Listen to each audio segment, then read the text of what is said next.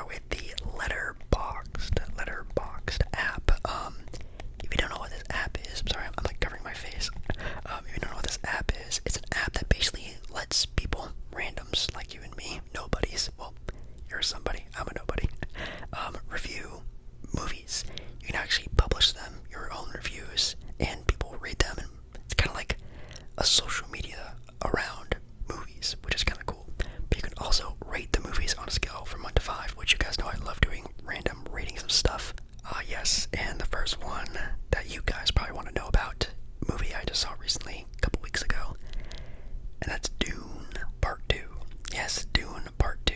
Now, if you guys know the backstory to Dune, Dune is actually my dad's favorite book of all time. He read a pretty decent amount of the books. I know there's like a handful of them, and he read them. He was super excited they remade a new movie, Dune Part 1. It actually came out around his birthday. I took him to go see it. He was very happy about it. And I really enjoyed Dune Part 1.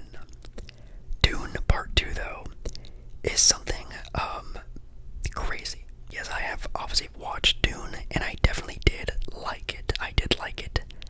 I loved it. I really enjoyed myself in that theater environment.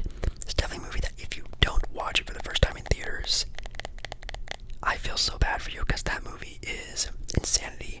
The costume design, the environment they put you in, the music in the movie, the tense moments of silence. Like, I hope that if you do decide to watch this movie, it's in a movie theater. And honestly, if I could give this movie a rating on a scale from 1 to 5, this might be a 5 out of 5. This movie is absolutely insane. Timothée Chalamet does an amazing job acting in this movie. It's almost like a role where I couldn't even imagine anyone else playing it. Like, he plays it so well, like a young up-and-coming man trying to find his way into becoming a leader, and all of a sudden just being thrown into this role that I guess he was kind of forced to play in this whole thing. It's an insane story. It is kind of confusing, so I do recommend maybe if you do try to want to really follow along with the story, you look it up online, maybe look up some YouTube videos. It really helps out a lot. And yeah, Zendaya was great. All the actors and actresses were amazing. The action sequences were awesome. The fighting scenes, those were some of my favorite parts of this movie. Were the combat, like the sword play is really dope, and I don't know, the dialogue is amazing. And like, as everyone says about this movie, everyone wishes this movie was longer, and I also wish this movie was like an hour and a half longer, because it does really deserve it. Any negatives about this movie? Well, that being said, it does feel a little fast-paced at some points in time. Sometimes it feels like it's being rushed to a point, like it's like, oh, well, this thing needs to happen, so A, B, C, D, and E needs to happen in like a span of like 20 minutes. So that's kind of sucky. I wish movies were, I guess, accustomed to being 4 hours, 5 hours long if they needed to be. Now, that's just me being someone who loves movies, so I know not everyone has 4 or 5 hours just to kill on a movie, but I think I would really much enjoy that. Oh god, and on the complete flip side, we have another new movie, Madam Web. Now, if you don't know, this is actually a legit Spider-Man movie. Like, this is a Spider-Man movie.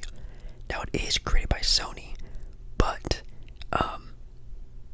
I guess that counts. I guess I have no idea. Did I watch this movie? No, I did not watch this movie. Will I ever? For free? Maybe. Did I like it? Well, I haven't seen it, but I know I wouldn't like it. I would probably give this a scale. I guess if you have to scale it, maybe half a star. I don't know. Can you rate it 0 stars? I guess you could. I'm actually very interested to see what's the average rating for this film. The average rating is a 1.5. Wow. That is tough. It's not even a 2-hour long movie.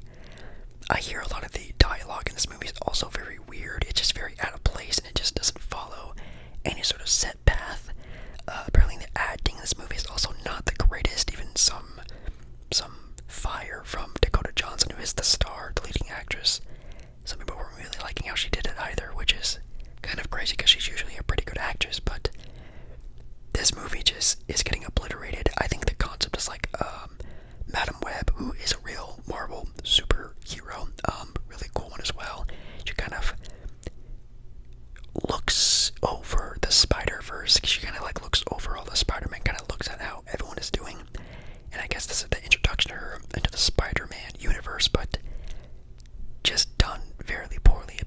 Up next, we actually have Kung Fu Panda 4, which, sadly, maybe not sadly, I did watch. Jack Black is like one of my favorite, well, I guess I could say he's like one of the more entertaining actors that I like to watch. Growing up watching a lot of his movies like Nacho Libre and just School of Rock and, man, so many other really good movies that growing up watching Jack Black and a lot of stuff, and just, I kind of watch almost anything that he's in. I don't know if that's kind of weird or not. Kung Fu Panda 4, though, did I like it? I wouldn't necessarily said I liked it. It was enjoyable. It definitely was a bit of like a, it felt like almost like a cash grab to me in some way. Like, it just didn't feel like its own standalone movie. If I had to get a rating of it, I'd probably give it like a 2.5, maybe a 3 if I'm really generous, but I don't know. Would I ever watch it again? Probably not. Maybe if I was invited by like a friend who like got it for free, I could probably watch it for free, but I don't know. It wasn't that good. The voice acting was pretty okay. The villain arc in this movie was good. Usually the Kung Fu Panda villains are like the best part about the movies. And I don't know, Jack Black he just seemed different in this movie. He just wasn't as on point, it seems like, which is kind of sad. But and up next we have some movies that are up and coming, which I guess we can get to that portion of the video now. Deadpool and Wolverine. Oh my god, oh my god, oh my god, oh my god, oh my god. I cannot wait for this movie whatsoever. I'm definitely gonna put it on my watch list. I definitely need to do that. Have I seen it? No. Have I liked it? I don't know, I haven't seen it. What would I rate it out of 5? I can't say yet. But I think I know the premise of the movie so far. Is just like Deadpool gets introduced to the TVA, which, if you don't know who the TVA are basically like an overseer of the timeline that the MCU is currently on, or at least trying to be on. It's really confusing. But this is Deadpool's introduction to the MCU, like the real MCU. Like, of course, we have had Deadpool movies before in the past, but this is Deadpool with Disney, which is wild. Also introducing with X-Men. Of course, the Wolverine will be now in the MCU, which is super exciting. Oh, yeah, okay. If we're talking about a movie, I am super excited to see Joker number 2, the second Joker movie. This is, of course, Joaquin Phoenix's Joker. The first Joker movie is one of my favorite movies of all time. The moments in that movie that are captured are super strong. Like, they are just so crazy. The music that goes along with the movie is also just super amazing. The cinematography in the movie is awesome, and of course Joaquin Phoenix the way he acts in this movie is just, it's another great actor doing a role of Joker. This one apparently is a story of, I think, Harley Quinn. I think it could be someone else, I'm just assuming again, by the way, but I do know Lady Gaga is supposed to be in this movie playing the female role, which, again, assuming it is Harley Quinn or some sort of love interest. And that's all I know, which, again, I guess I could look more into the film and see what's really going on. Also, there's actually nothing, it just says a sequel to the 2019 film Joker. Interesting, but you can see a picture there of Lady Gaga looking absolutely insane, which, again, I'm assuming is Harley Quinn, or Harley Quinn's. We also have Inside Out 2 coming out, which, obviously, if you guys don't know, I am a big Disney fan. I do love Disney movies, Disneyland. I love going to the Disney parks. Inside 2 is definitely a movie I am planning to go and see. I'll definitely add that to my watch list as well. I'll obviously add the other ones to my watch list too, but Inside Out 2, I am intrigued about. The first Inside Out movie was a tough watch. That movie is one that definitely pulls on the heartstrings, that's for sure. This movie is apparently about the teenage years and, growing more emotions, which of course you see here with like anxiety. I think there's anxiety, boredom, there's like, what's it called, like shame, like shyness, there's that one. There's some other new emotions that come into play, which I think anxiety is like the big one that they talk about here, which course, this being an ASMR channel, I'm sure we all sort of struggle with. So, whoa. Apparently, they're making another Gladiator movie. An untitled Gladiator sequel. Wow, Pedro Pascal, Denzel Washington. Whoa. That is pretty impressive. I am super intrigued by this. Of course, Gladiator, like, it's directed by Ridley Scott. Yeah, Gladiator's like a classic. Like, that's one of the greatest movies of all time, and I'm surprised they're actually greenlighting to make a part 2 or a second movie of it. Alright, well, quickly, like I said before, we'll do a quick round of movie reviews by Check Baller, where I'm going to review movies randomly that they give me and just see what I think about them. The first movie they actually give me is The Lord of the Ring, The Fellowship of the Rings. Sorry, Lord of the Rings, Fellowship of the Ring, singular, plural. Anyways, have I seen it? Yes. Do I like it? Yes. Rating on a scale of 1 to 5.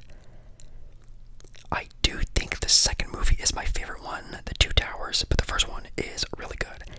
I could argue that Lord of the Rings is the greatest movie trilogy of all time. I think it's up there with some of the other really great ones. The books are also notorious as well. I also really enjoy the Hobbit movies. I love that sort of medieval, elves, orcs, wizardry type of vibe of movies, and I wish they made more sort of movies like that nowadays, but I need to watch these again because they are just that good. Don't Look Up, I actually have not seen before, but I know it's a Netflix movie. We have Coco. I've watched it. I liked it. I'd probably give that like a 4 out of 5.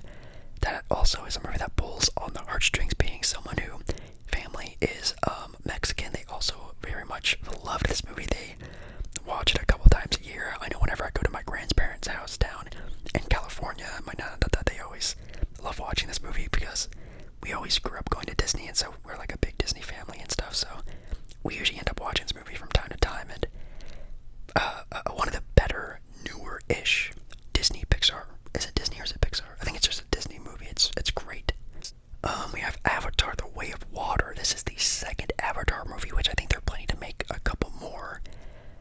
I watched it. I did like it, but I'd probably only give it like a 3.5 out of 5.